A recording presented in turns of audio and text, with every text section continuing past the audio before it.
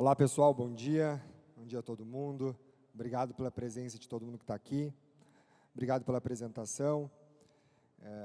Primeira vez no evento aqui, estou muito feliz, e eu estou aqui para falar sobre um tema que eu sou um pouco suspeito. Esse ano completo 26 anos de telecomunicações, basicamente já fiz isso na minha vida, passei bons anos, minha carreira em telecom começou dentro de provedores, e durante os últimos anos fui passando por operadoras, grandes operadoras, e hoje eu acabo liderando áreas de consultoria e estratégia focado para o mercado de telecom, focado para o setor da infraestrutura, e tive a oportunidade de trabalhar em diversos países nos últimos anos.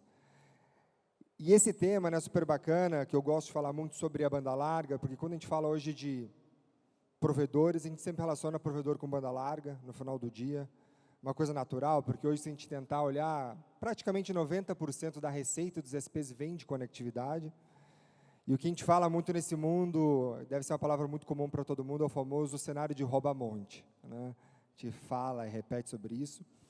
E hoje o bate-papo, a conversa que eu quero ter com vocês, a gente não vai ver nenhuma receita de bolo aqui, dizendo faça isso, faça aquilo para atingir o resultado, essa não é a ideia.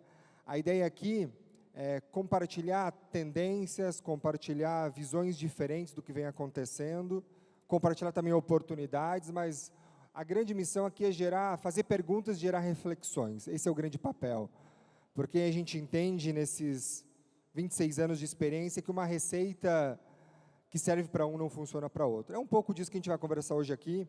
Eu sou super fã de dados, informações e vários itens eu trouxe um pouco para vocês. Mas para a gente falar do desafio, né, e falar de futuro, falar de oportunidade, eu gosto muito de falar como a gente está hoje, né? Apesar de ser uma coisa muito comum para todo mundo, eu gosto de mostrar com uma visão um pouco diferente, né? O mercado brasileiro, para quem não sabe hoje, né, é o terceiro maior mercado do mundo em banda larga fixa, né? Era um cenário bem diferente, né, lá de 2013, né, um cenário que eram cerca de 22 milhões de acessos, né, no Brasil, e hoje, oficialmente, né, a gente fechamos o ano de 2024 com 52 milhões de acessos. Qual que é o lado curioso disso, né? Durante décadas, países como Japão, Coreia do Sul, que nem está mais aqui, e a Alemanha sempre lideraram o mercado. E o Brasil ultrapassou o acesso. Aqui a gente não fala só número de acesso, né? A gente fala que, de fato, a gente resolveu um grande problema de digitalização que tinha no Brasil e levou conectividade. E quem levou, todo mundo que está aqui tem uma participação muito importante. Esse é o nosso cenário de hoje, né? E o lado legal disso é que crescemos usando fibra, que também não é nenhuma novidade para todo mundo que está aqui, ou a grande maioria que está aqui.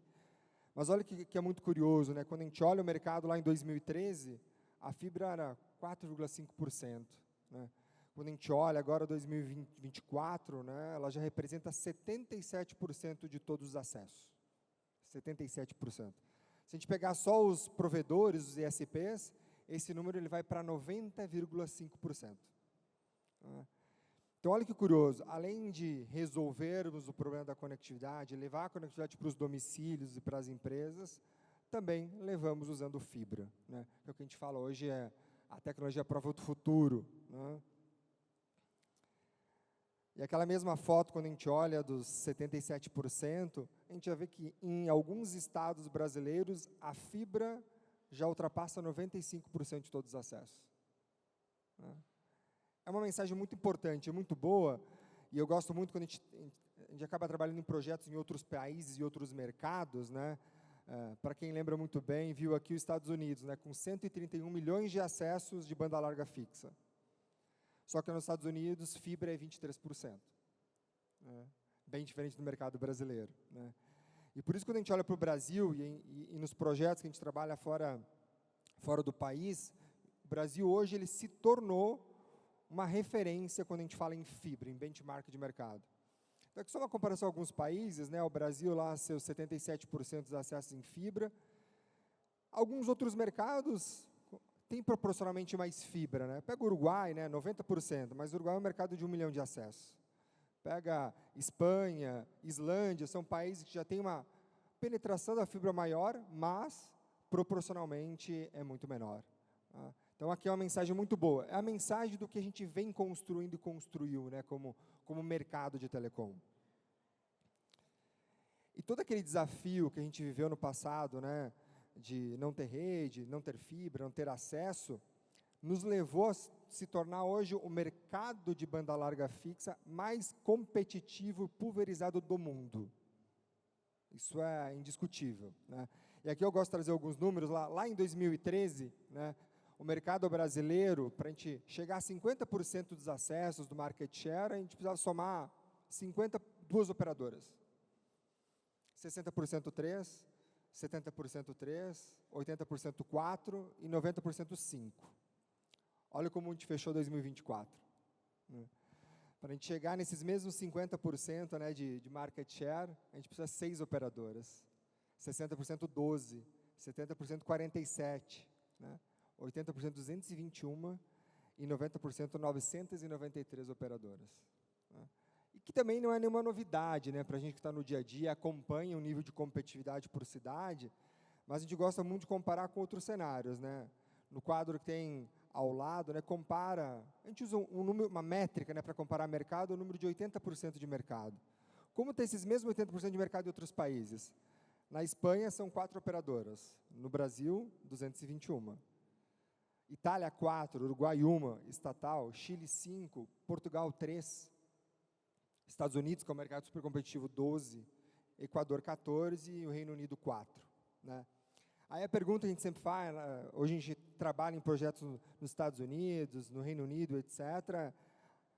Esses mercados vão se tornar como o mercado do Brasil está hoje? Vão se tornar pulverizado? A resposta é não. E olha que curioso, o mercado desses países que são extremamente maduros, né, pegar a Itália, a Alemanha, etc., era basicamente que o Brasil era em competitividade lá em 2013. Por que isso aconteceu no Brasil? Todo mundo lembra, lá em 2010, 11, 12, 13, era um mercado que tinha muita demanda, pouca oferta, a internet mais cara do mundo, você tinha baixa qualidade e as operadoras não resolviam o problema. E um país continental. Então, os provedores, os donos resolveram. Isso não aconteceu na maioria desses outros países. Então, a necessidade de você pulverizar, gerar competitividade para resolver problema, não foi tão importante. E aí, esse é um tema muito discutido, né? Então, a gente vem daquele pacote de conectar, levar fibra e etc. E em 2024, o Brasil se tornou um dos países com a internet banda larga mais baratas do mundo. E aí eu vou explicar o conceito, né? O barato, né, tem duas visões. Quando a gente compara mercado global com outros países, né, dolarizando, sem falar de poder de compra, a internet média, o preço médio de uma internet de alta velocidade no Brasil fechou na casa de $18. Né? Uma internet de alta velocidade, 250 mega em fibra, $18. Só para referência que não está aqui, na Alemanha, esse mesmo acesso em dólar, não é poder de compra, ele custa $35. Portugal, 35, Espanha, 32, nos Estados Unidos, $60. Né? Por que a gente faz essa comparação? Porque no final do dia o insumo que a gente gasta ele é dolarizado, custa dolarizado, etc. Mas tem um efeito de poder de compra. Né? Esses $18 para o brasileiro, 8, 9% do salário. Os $35 para o alemão é 2% de salário. Né? Então, no final do dia, se a gente olha o mercado global, a internet é mais barata, mas para o brasileiro ela ainda é cara. Né? E é muito curioso falar ainda é cara se cada vez mais o preço cai, né? Até onde isso vai. Né? Mas esse é o ponto. Mas isso não é feito só na banda larga fixa, tá? A banda larga móvel no Brasil, dolarizado, é também um dos acessos mais baratos do mundo, né? O custo médio hoje trafegado na móvel, 38 centavos de dólar. Se a gente comparar, por exemplo, com a média global, são $2,5. De novo, a comparação global não quer dizer o poder de compra do brasileiro.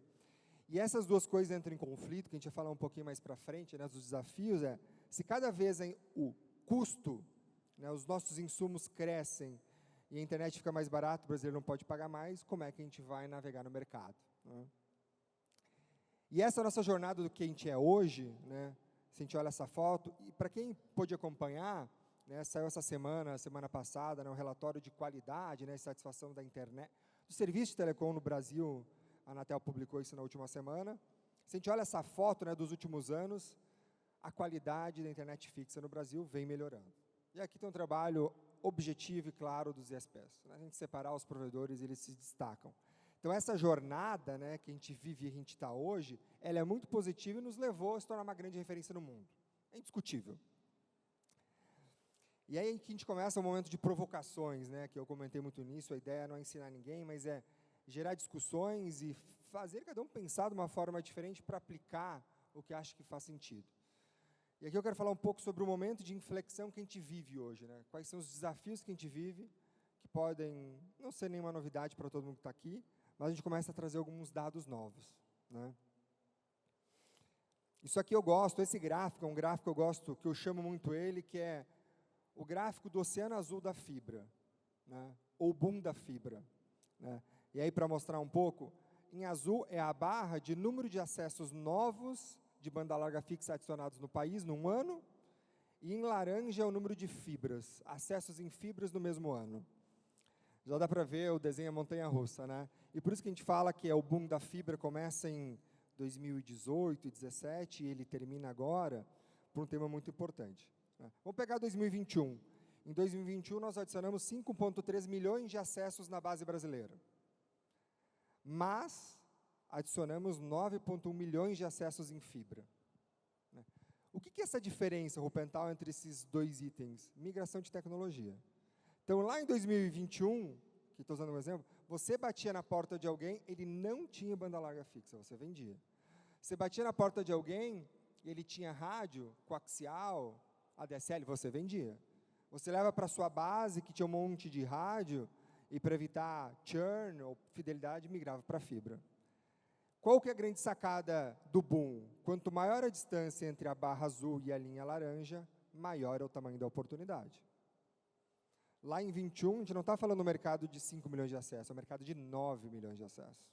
E quanto mais essas duas linhas estão próximas, menor é a quantidade de oportunidades. É muito óbvio, né? Então, a gente chega lá em 2021, muita operação nasceu sem construir novas áreas, necessariamente. É só batendo na porta de quem tinha rádio e pegando esse cliente. E construiu grandes operações. E olha que interessante, em 2024, nós fechamos com 3,5 milhões de acessos novos e 4 em fibra. Se a gente olhar o 3,5 foi melhor do que 2020, e a fibra, os números de fibra adicionados, só foi melhor do que 2019. Né? Rupental, então, isso aqui é o reflexo que todo mundo encontra aqui, né? Quantas casas novas nós conseguimos ativar? A maioria vai no rouba-monte.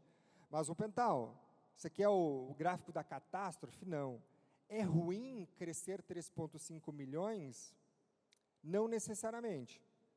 E eu gosto muito de trazer, eu vou trazer alguns dados de 20 e 23, porque alguns países não fecharam em 24, olha que curioso, né? Aqui é o número de acessos adicionados entre 20 e 23, 4 anos em alguns países.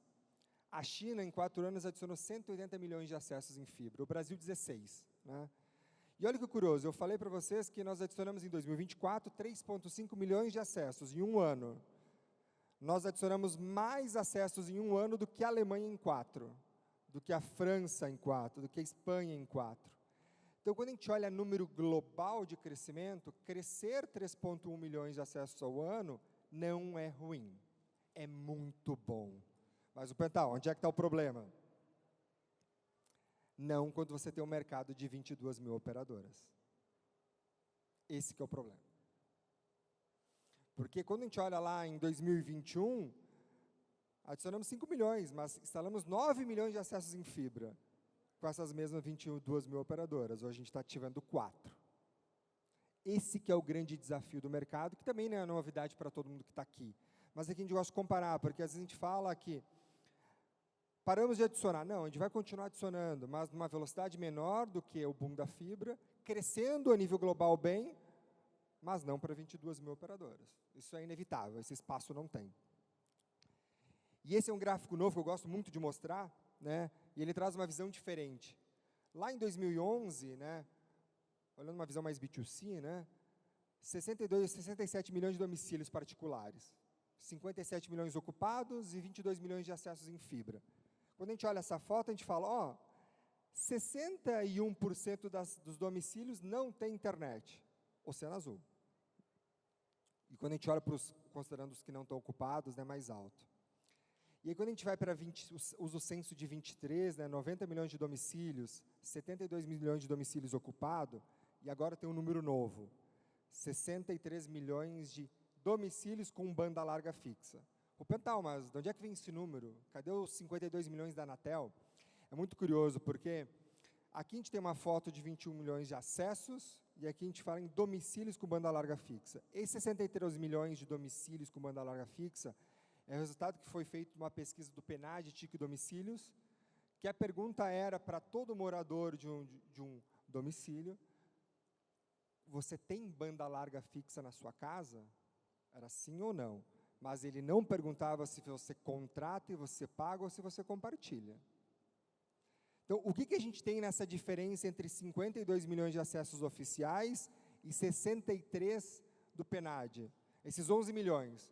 Você tem subnotificação, operador que não manda, a gente já sabe, mas tem também aquele que compartilha e não é regular, não tem problema. Por exemplo, um prédio que você tem uma internet que o condomínio compra e os 20 apartamentos dividem entre eles, e eles pagam para o condomínio. A nível de mercado, quantos acessos é? 1. É 1. Mas quantos domicílios tem banda larga fixa? 20. E por que é muito importante a gente entender isso aqui? Porque não significa, se você olhar a nível de mercado e falar, ó, eu estou olhando esse prédio, eu tenho um acesso, então significa que 19 apartamentos não tem. Não. Não significa isso, né? Você precisa olhar, de fato, os domicílios, porque você tem 20 ocupantes, então o mercado é menor. E quando a gente olha para isso, a gente fala que 87% dos domicílios brasileiros têm banda larga fixa, pagando ou não pagando. Esse é o cenário que a gente vive hoje, né? Bem diferente. Rupental, mas tem ainda 30% que, considerando os não ocupados. O problema é que a ocupação desses domicílios não suporta o timing das 22 mil operadoras, né? E esse é um cenário que eu gosto muito de falar, né? A gente ouviu nos últimos dias falar muito sobre os cenários, né? Que é um ponto de inflexão 2. Hoje a gente vive uma crise econômica global, inflação global e local, investimento em dólar, dinheiro está caro, né? Quem lembra em 2019, para quem comprava muito equipamento, se você no fornecedor, o fornecedor falasse, o equipamento em dólar nos Estados Unidos aumentou, você dava risada. Isso não existe, né? Não acontece, né? Eu sei lidar aqui com a inflação aqui, câmbio aqui. Hoje não. O equipamento fora está mais caro, né? Você soma isso com o custo do acesso, caindo 50%, do 22 mil operadores. É só para uma matriz que eu brinco muito, para onde a gente vai, né? Eu converso com alguns colegas de outros mercados, né, mais maduros, em nível de país, ele fala, aumenta o preço, né? Estados Unidos, Reino Unido, né, que a gente tem bastante trabalho, fala, aumenta o preço. Eu falo, você aumentar o preço, tem outros 10 para vender, e vão vender mais barato. Não, mas faz um acordo entre todo mundo para não gerar uma carnificina no mercado. Eu falei, não funciona aqui, não dá para sentar e negociar. Aí chega, não, vai lá no órgão regulador e fala, a gente precisa subir o preço ou o mercado vai acabar. Se subir o preço, o que acontece? O brasileiro não paga, lembra do poder de compra. E aí, quando a gente olha para o futuro, existem 2 caminhos. Você vai por um caminho de novo serviço, novo modelo de negócio, novo business core, que a gente sempre fala, né? Se redesenhar, ou, né, você vai comprar ou vai ser vendido. E o segundo caminho é que você vai reduzir os investimentos, né? Para suportar isso aqui, tudo ficando caro, menos porta, menos acesso, reduz o investimento. Perde qualidade ou você começa a ficar não conforme. E o não conforme é a Anatel bater na sua porta, a Receita bater na sua porta. Que são as ações que estão acontecendo isso. E por que que, se vocês repararem, né, nos últimos meses, né, os posicionamentos desses 2 órgãos estão mais incisivos, é porque, quem lembra daquela onda de 20, 21, 22 e 23? Todo mundo virou aquela onda de vender o provedor, aí todo mundo regularizava, pagava o poste. A grande maioria que queria vender fez isso. O que aconteceu? Agora esse boom de vender e comprar terminou, e o número de não conformidade aumentou. Então, assim, se eu não vou me vender, nem vai comprar, e a conta não fecha, como é que eu vou fechar essa conta? Então, são 2 caminhos bem diferentes. né? E aí, olha que interessante isso aqui quando a gente fala de qualidade. Saiu essa semana, como eu comentei, pela primeira vez nos últimos 4 anos, o índice de satisfação da internet de banda larga fixa não aumentou. Pela primeira vez em 4 anos. E olha o mais curioso disso tudo. Não foi qualidade. Olha que interessante. Porque nos últimos anos, a gente discutiu que reduzia, né, o índice de satisfação geral, era problema de qualidade. E curioso, como a qualidade cai, o índice de satisfação, se o problema de rede não é. Isso mostra muito que cada vez mais a rede vem evoluindo e o diferencial de competitivo de qualidade não é um problema. Por que que o consumidor reclamou? Qualidade da informação, atendimento telefônico, também digital, pacote de serviço. Olha que interessante essa mensagem, né? E agora, como serviço de telecom, a gente está com um serviço de telecom banda larga fixa, né, de pior qualidade, mas, de novo, crescendo. Aqui são pontos de discussão. Esse aqui é um outro item para quem acompanhou, né, a Anatel soltou um relatório analisando as prestadoras de pequeno porte, né, eu gosto muito de chamar de provedores, né, alguns indicadores. Eu trouxe os números aqui que são bem contraditórios. A Anatel fez uma comparação de pequeno provedor e etc., para mostrar o cenário, né, de participação de cada um. E eu vou começar de baixo para cima, né. Se a gente olha o segundo trimestre de 2024, o market share dos pequenos provedores, todos os acessos somados, era 57% do país, as operadoras 43%. Olha que curioso, 59% de todos os investimentos feitos naquele trimestre em banda larga fixa foi dinheiro do provedor. A gente está falando de 5 bilhões. Dos 5 bilhões investidos, 59% eram dos provedores. Quer ver a contradição? Como a gente, como grupo todo, domina 57% do mercado, bota 60% do CAPEX, mas é só 47% da receita. E um ticket médio, vamos chamar de ticket, o ARPA, R$10 inferior. Não tem uma contradição? Porque se você tem maior número de acessos, você investe mais, teoricamente, você teria que ter uma participação na receita maior ou um ticket maior. O que é isso aqui? O que é esse efeito? Competição. E competição entre os SPs. Entre os SPs. Nada diferente do que a gente vê, né? Mas agora com números. Qual que é a grande diferença? A gente segue trimestre a trimestre investindo, reduzindo receita, reduzindo participação. E aí, o que acontece? Qualidade não é mais um problema, ter rede, preço não é mais um problema. O que todo mundo faz hoje? Vende velocidade. Né? E olha que legal, em 2024, a velocidade média vendida contratada para banda larga fixa foi de 447 MB, 33%. Aumentou de 2023, 33%. Qual que é o problema disso? O que você precisa fazer para suportar? Troca CPE. Gasta. Né? E a gente estima que essa é uma conta nossa, que 2025 vai aumentar 45% a velocidade média vendida. E não sei se todo mundo sabe, isso é muito interessante, a Anatel, ela tem a meta número 4, e ela fala assim, em 2027, a velocidade média vendida no país vai ser de 1 GB. Isso é meta da Anatel, né? E o quanto a gente está se preparando para isso, né? O quanto ela vai cobrar da gente isso, a gente não sabe. A diferença é que hoje o diferencial competitivo está onde? Vender velocidade. Ah, Ropental, vendo 600 MB e o cliente não usa. Ok, mas ele vai usar? Tá. Isso aqui é a estimativa que a gente tem, que do crescimento de volume de dados, né, nos próximos anos, trafegados, vai aumentar 230% no Brasil. Isso aqui é Brasil. Então, aquilo que a gente fala, o cara tem 600 MB, 700 MB, e ele não está usando, ele vai usar. E na velocidade que a gente vê de inovação, amanhã alguém vai lançar um streaming novo, uma versão do TikTok nova, e vai ocupar o que tem. Então, se você não trocar a CPE, não fizer nada, o problema de qualidade vai aparecer. E aí, o último que eu falo aqui de ponto de inflexão, né, os novos concorrentes, que não são telecom, que a gente acha que está fazendo telecom. Você já viu isso, né? E aqui eu trago alguns exemplos, né? Apple comprou uma empresa de satélite para entregar conectividade para o iPhone. Nubank virou operadora de celular, né?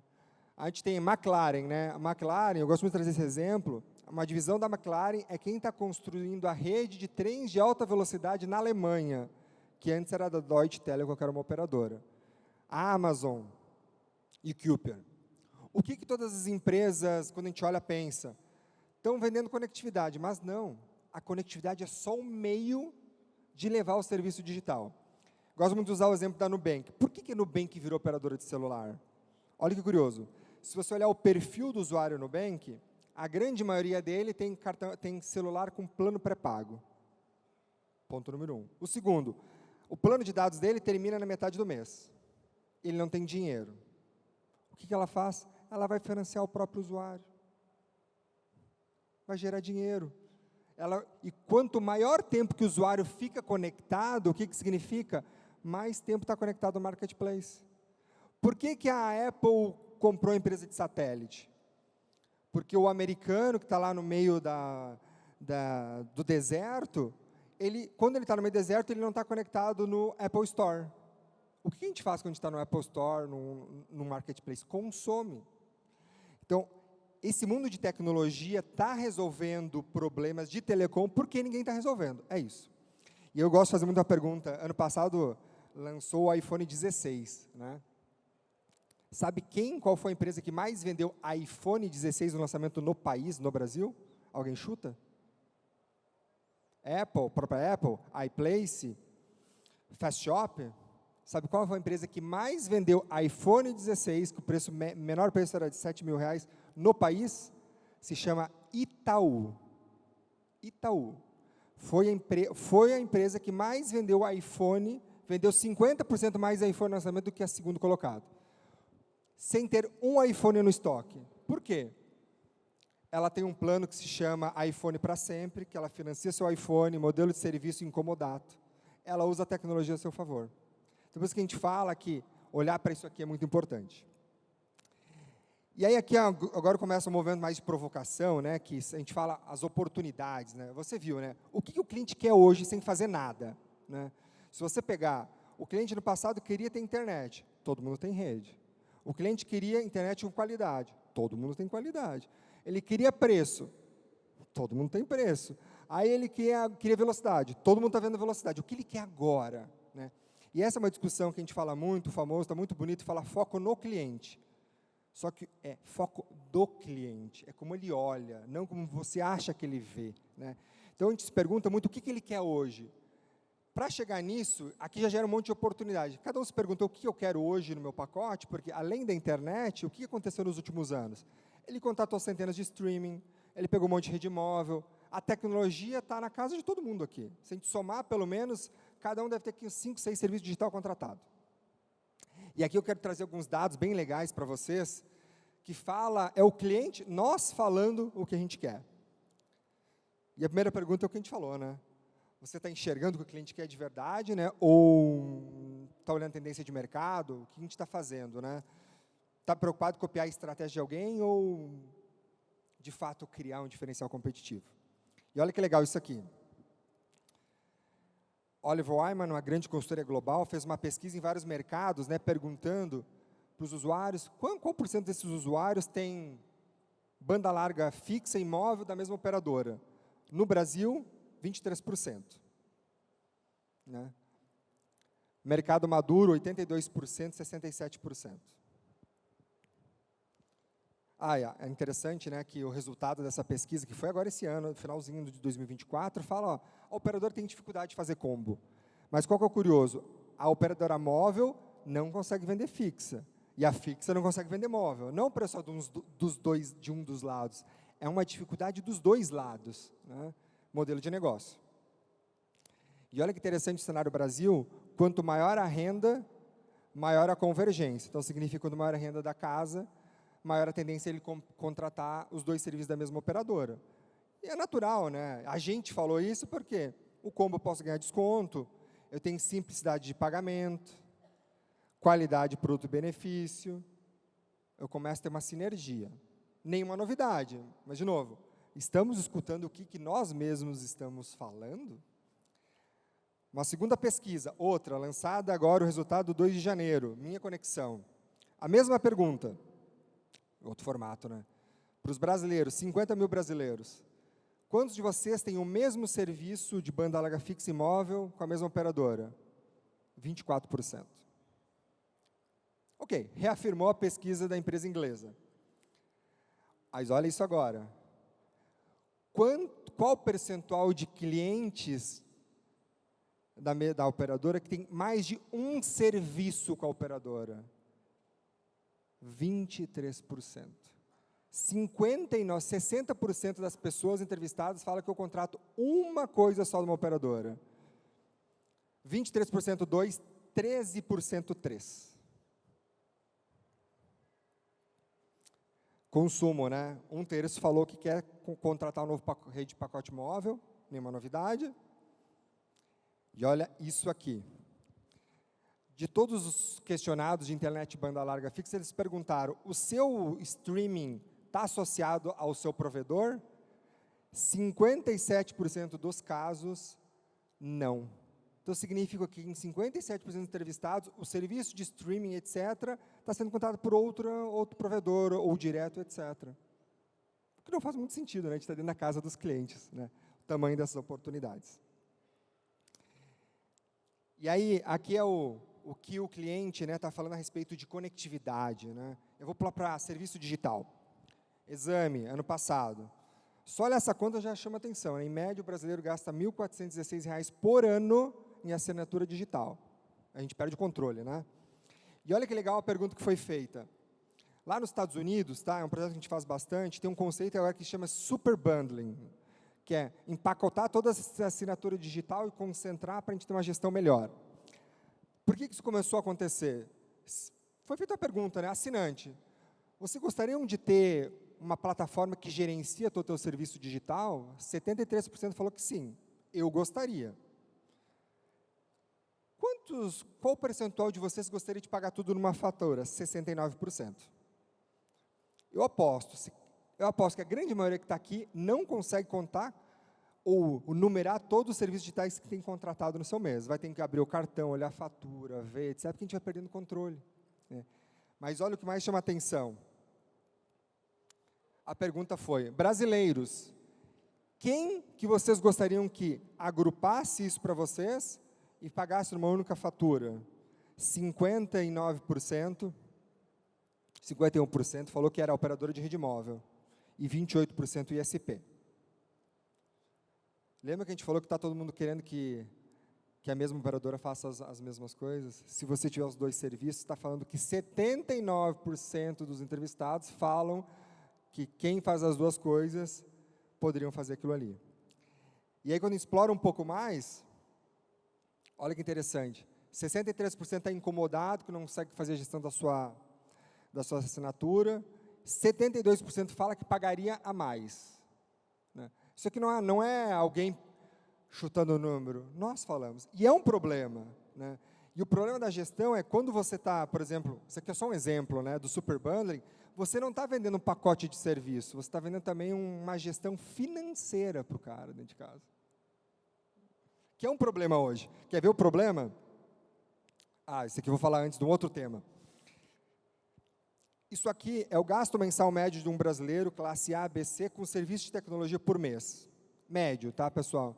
Ele gasta em média 504. Se pegar no ano, dividir por 12, tá? Aí ele comprou o celular, assinatura digital, outro produto de tecnologia. Se você é um provedor que vende só conectividade, isso aqui está transacionando tudo por cima, né, da sua rede, provavelmente. Você está capturando 20% disso. Só. Os outros 80%, alguém está capturando. Se você começa a tornar um ISP que olha para a plataforma, ecossistema, você não tem limite, né? Você entra para o mundo digital, vai para IoT, celular, seguro, fintech. E aqui a gente começa a falar de onde a gente se posiciona no futuro, né?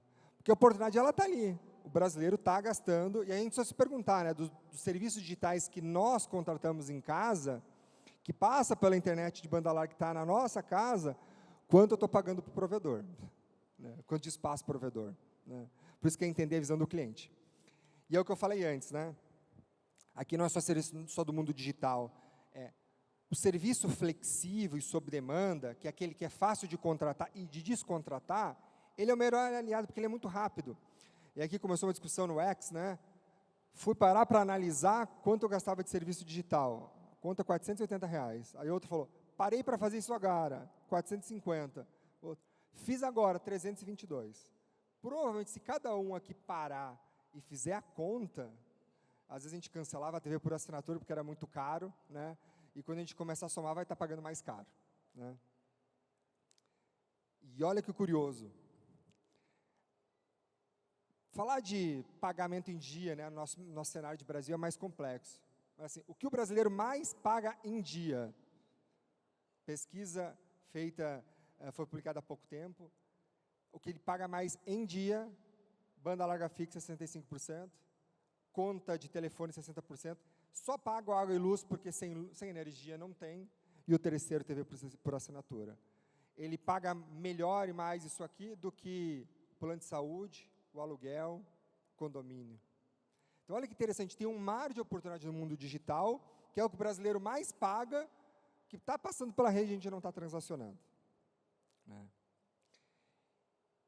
Lembra que eu falei no início, o que a gente quer como consumidor, se a gente já ganhou tudo, rede, qualidade, acesso, velocidade, o que a gente quer hoje é convergência.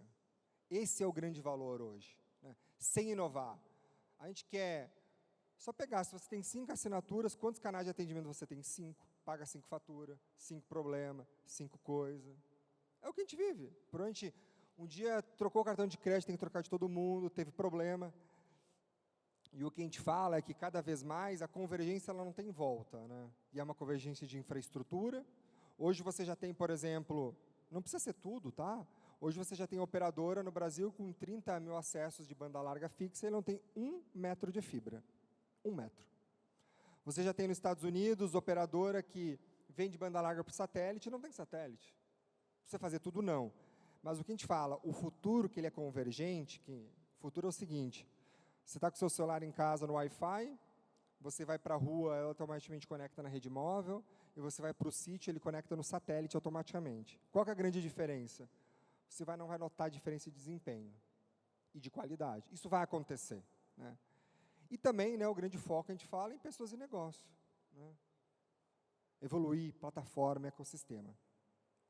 E por isso que as grandes discussões, né, que a gente faz sobre o que a gente quer, né, e o futuro está desespero e oportunidade, o mundo digital tem grandes oportunidades, muito espaço, como a gente viu aqui, mas eu gosto de fazer bastante provocações, né, que são as perguntas que a gente sempre recomenda que cada operação faça para, de fato, definir o caminho do futuro, né? A primeira mensagem é que conectividade ela está ressignificada, cada vez mais conectividade ela não é fim, ela é meio de levar a transformação, que é a discussão do espaço lá de tem ou não tem fibra, não tem como fugir disso, tá? Isso é muito importante, salvo se você é uma empresa de infraestrutura, aí conectividade pode ser o fim, que é seu negócio, né? Esse é um ponto, né? Você quer ser reconhecido como a empresa que mais entende de internet ou de quem entende mais de quem usa a internet? Pode soar parecido, mas é totalmente diferente. Essas duas escolhas aqui são duas empresas totalmente diferentes, tá? Mas tem que se posicionar. Eu falei agora, né? O futuro da comunicação ele é convergente. Você está se preparando para isso, né? Lembra? O usuário fala, eu quero meus acessos da mesma operadora, eu quero que alguém que agrupe meu serviço digital. É a gente falando. E por que ninguém consegue fazer? Né? É modelo de negócio, né? O segundo, a quarta mensagem, né, que agora a gente vive esse boom, né, do mesmo oceano azul que a gente teve na fibra, o oceano azul que a gente chama dos serviços digitais, né, essa sopa de letrinhas, IoT, realidade aumentada, inteligência artificial, aquele mesmo gráfico de 2013 é o que a gente tem no mundo digital hoje. É o novo boom. A gente está se preparando para capturar isso aqui? Né? Alguém está capturando já. Né? E aqui as empresas, né, elas estão passando por uma grande transformação, né? Então, tem espaço para conectividade B2B? Ainda tem. mas as empresas estão mudando. Nós estamos olhando para capturar as oportunidades, né? Quando a gente está de fato olhando, né? E aí respondendo ou refletindo as mensagens antes, hoje o cenário que a gente tem de Brasil, isso não vale só para o operador pequeno, mas para grande também, é que nós, como operadoras, vamos ter que reposicionar-se, escolher o que a gente quer ser. Isso pode ser a Vivo, é a que a Claro está fazendo, que a TIM está fazendo. Onde eu quero me posicionar? Eu quero ser uma empresa de infraestrutura? Eu quero ser uma empresa de broadband, que é vender conectividade? Ou eu quero ser uma empresa de tecnologia e de serviço digital? Pedro, mas eu vendo hoje 90% da minha receita é conectividade, então eu sou uma broadband co. Não. Uma broadband co é um outro redesenho de companhia, formato, processo, você vende só isso. A grande diferença é que essa escolha para onde você quer ir, ela não é opcional, tá? Você vai ter que se posicionar. Todo mundo vai se posicionar naturalmente. A diferença é que quem ficar um pouco mais para trás, provavelmente vai ser comprado ou atropelado. É natural. Por isso que a gente começa a ver essa onda de infraco, né? Foi um boom. Não estou dizendo se deu certo ou não, né? Tem várias coisas. Aí você vai para a MVNO, que é quase uma TechCo, empresa de tecnologia fazendo conectividade. Isso já é um movimento de cada um se reposicionar, né? Mas aquilo que a gente está acostumado de fazer tudo ao mesmo tempo, esse já acabou. E eu gosto muito de trazer esse exemplo, né? Nomes super conhecidos, né, do mundo de tecnologia do passado, né? E a pergunta que eu sempre gosto de fazer é o que todas essas empresas aqui têm em comum com o cenário atual de telecom, né? Todos os nomes que alguns já não existem mais. Todas essas empresas que estão aqui nesse material, elas seguiram o mesmo modelo de negócio durante décadas, fizeram a mesma coisa durante décadas, fizeram bem, mas eles falharam em acompanhar a mudança e o comportamento dos usuários do mercado. É o que a gente vive. Se olhar o setor de telecom, isso não é só Brasil, o mundo, há 20 anos, faz o quê? Centrado na tecnologia e na conectividade. É isso. 20 anos fazendo a mesma coisa, no mesmo modelo. Compra banda, vende banda, compra banda, vende banda, ativa o Wi-Fi, melhora o Wi-Fi, faz o Wi-Fi. E as empresas novas que nascem hoje, elas já são centradas na inovação e no cliente. Inovação não é tecnologia, né? Muita gente fala, né, isso eu gosto de um exemplo de usar, Blockbuster. Quem matou Blockbuster? Uns falam Netflix. Não. Outros falam streaming, tecnologia. Não. O que acabou com a Blockbuster foi a mudança do nosso hábito e comportamento. Nós estávamos cansados, né, não sei quem é todo mundo dessa época, de ter que levantar e ir lá na locadora, pegar o filme. Chegar, vinha o filme errado. O filme não tem que esperar o Pedro assistir para poder assistir. É isso. Porque pense comigo, se até hoje o nosso hábito não tivesse mudado, e eu gostaria de fazer isso, Netflix não tinha nascido. Mudança de hábito, né? E as grandes mudanças, né, que a gente vê acontecendo, elas estão atreladas à mudança de hábito e comportamento. E lembra, a gente falou de comportamento. Cada vez mais o consumidor fala que eu quero convergência, eu quero tudo aqui, eu não quero ter outra preocupação. Porque no passado, pessoal, vocês lembrem, internet, o cliente estava bravo porque caía, já não cai mais. Ele estava bravo porque o preço era caro, está barato, né? Apesar de reclamar.